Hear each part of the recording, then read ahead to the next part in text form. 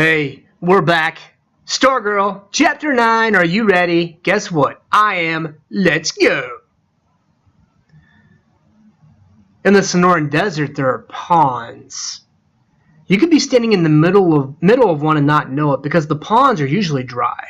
Nor would you know that inches below your feet, frogs are sleeping, their heartbeats down to once or twice per minute.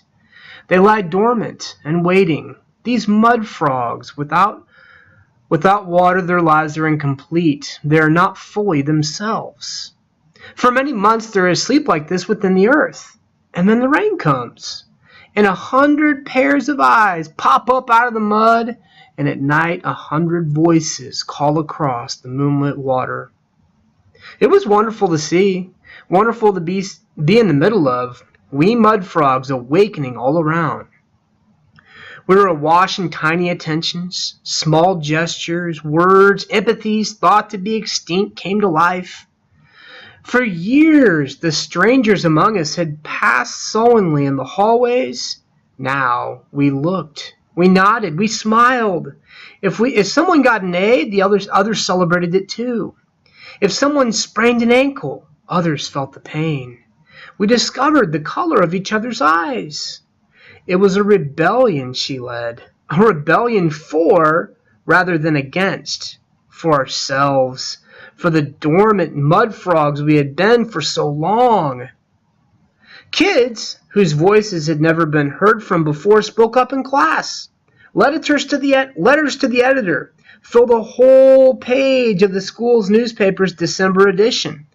More than 100 students tried out for the spring review.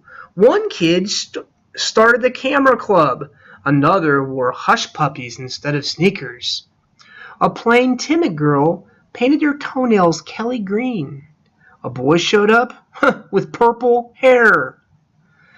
None of this was publicly acknowledged. There were no PA announcements, no TV coverage, no headlines in the Micah Times. MAHS students astir. Individuality erupts. But it was there. It was happening. I was used to peering through the lens, the framing of the picture, and I could see it.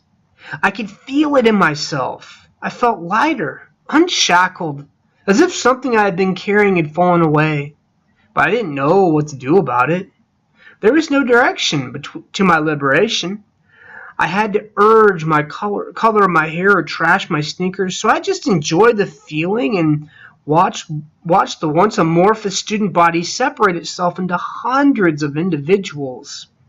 The pronoun we itself seemed to crack and drift apart into pieces. Ironically, we discovered and distinguished ourselves. A new collective came into being, a vitality, a presence, a spirit that had not been there before. It echoed from the rafters in the gym. Go electrons! It sparkled in the water fountains. At the holiday assembly, words of the alma mater had wings. It's a miracle, I guessed to Archie one day. He stood on the edge of his back porch. He did not turn. He pulled the pipe slowly from between his lips. He spoke as if Senor Saguaro or to the blazing mountains beyond. Best hope it's not, he said. The trouble with miracles is they don't last long. And the trouble with bad times is you can't sleep through them.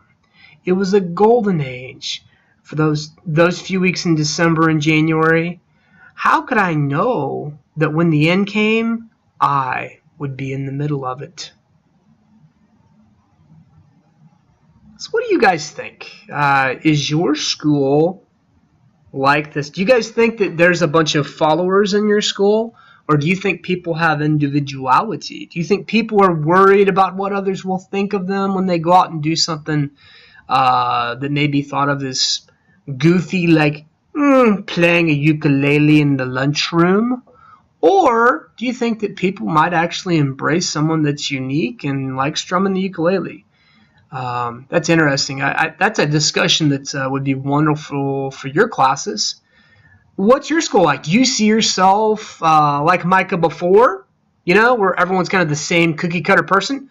Or do you see Micah, your school as a Micah High now that Stargirl's been inserted, kind of everyone being their own person? Which actually brings me to my next question.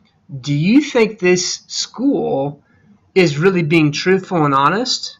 Or do you think they're just mimicking Stargirl and becoming followers and sheep of their own? Mind blower. I don't know. Hey, good discussion there. We're going to go ahead and stop Chapter 9. Get ready for Chapter 10. Have a wonderful day. And what do I always say at the end? God bless.